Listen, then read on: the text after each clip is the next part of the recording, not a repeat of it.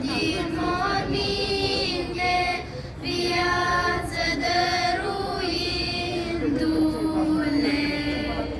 Hristos a înviat din morți, cu moartea pe moarte călcând, și celor din morminte, viață dăruindu-le.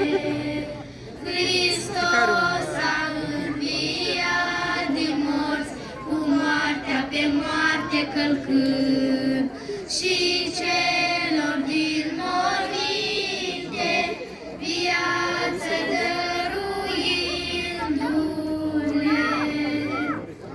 Hristos a înviat din morți, cu moartea pe moarte călcând, și celor din morminte, viață dăruindu-le.